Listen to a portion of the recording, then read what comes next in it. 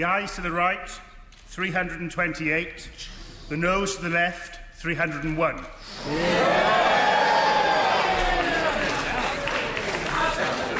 Not a good start, Boris. Order. The ayes to the right, 328.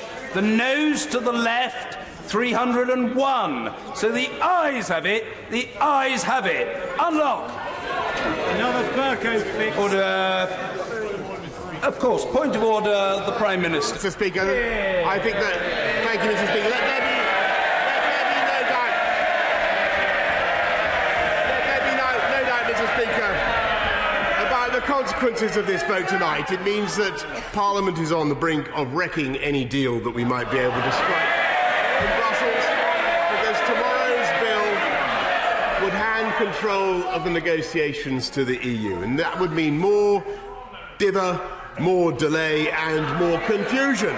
And it would mean that the EU themselves would be able to decide how long to keep this country in the EU. And since I refuse to go along with that plan, we are going to have to make a choice, Mr. Speaker. I don't want an election. The public don't want an election. I don't believe the right honourable gentleman wants an election. But if the House votes for this bill tomorrow, the public will have to choose who goes to Brussels on October the 17th to sort this out and take this country forward. Everybody knows that if the right honourable gentleman is the Prime Minister, he will go to Brussels and beg for an extension. He will accept, you will accept whatever Brussels demands, and we will have years more arguments over Brexit. And by contrast, Mr. Speaker, everyone knows that if this government is in charge and if I go to Brussels, I will go for a deal, and I believe I will get a deal. And we will leave anyway.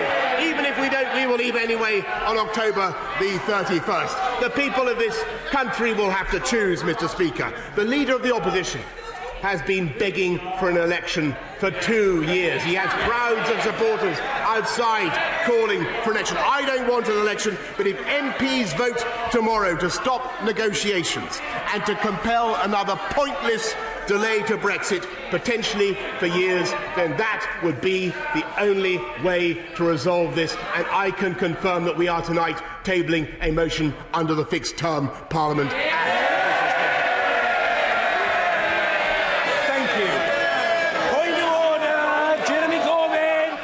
Mr. Speaker, on a point of order, I welcome tonight's vote. We live in a parliamentary democracy. We do not have a presidency, but a Prime Minister. Prime Ministers govern with the consent of the House of Commons, representing the people in whom the sovereignty rests. There is no consent. There is no consent in this House to leave the European Union without a deal. There is no majority for no deal in the country. As I've said before, if the Prime Minister has the confidence in his Brexit policy, when he has one he can put forward, he should put it before the people in a public vote. And so,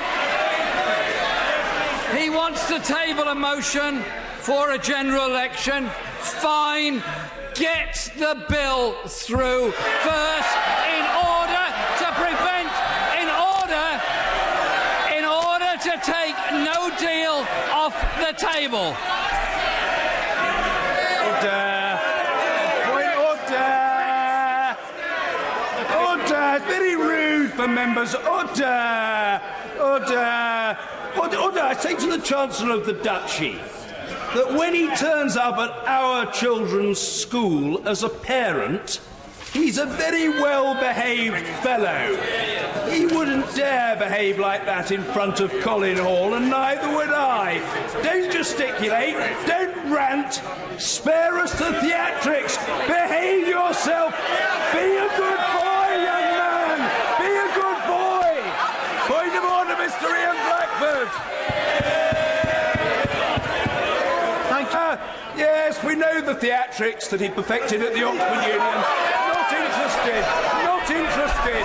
Be quiet.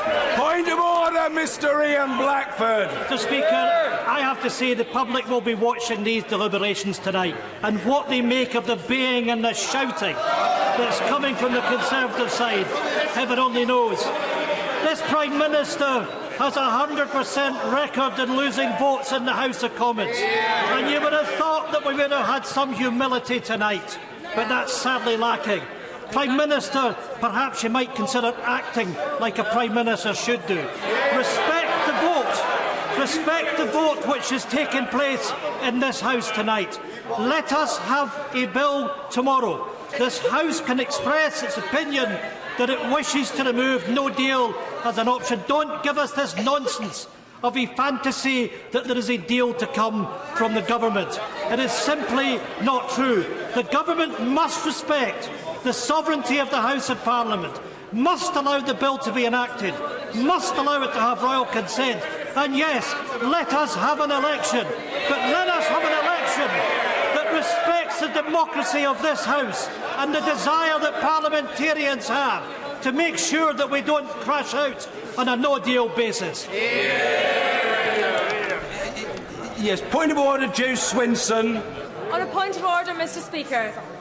Across the country, people have been protesting because they are worried. They are worried about the Prime Minister riding roughshod over our parliamentary democracy. And tonight, the House of Commons has spoken and said that we will not let that happen. It is vital, much as I relish the opportunity to take on the Prime Minister in a general election.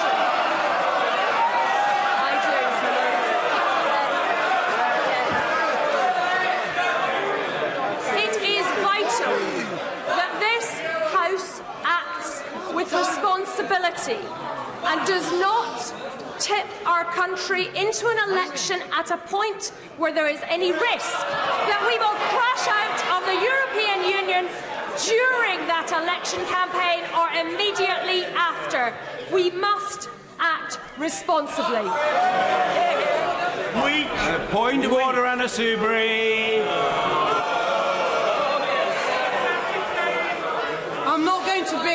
I'm not going to be shouted down, especially by any man.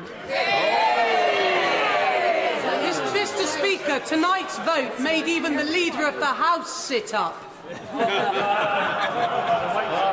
Mr. Speaker, this Parliament has spoken, and we have spoken on behalf of the jobs and the livelihoods and futures of our constituents.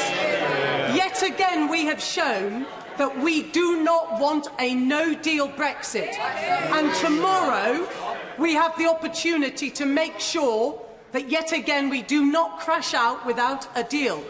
And I would remind the Prime Minister, as one of the so-called leaders of the Leave campaign, he promised the people of this country that we would not leave the European Union without a deal. I think this House now has a right to know the following. The rumour is that every single member of the Conservative Party who voted against their government tonight is going to have the whip withdrawn from them. Mr. Speaker, if that's the case, that must be the first time, and it would involve honourable and right honourable members who have served their party and many would say their country for decades.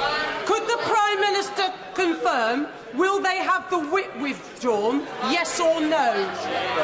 I think we need to conduct a debate on that matter across the floor of the House. It's not a matter for adjudication by the Chair, but the Right Honourable Lady has made her own point in her own way with her customary force, and it's on the record, and doubtless she will wish to return to that in times to come. If there are no further points of order, the clerk will now proceed to read the orders of the day.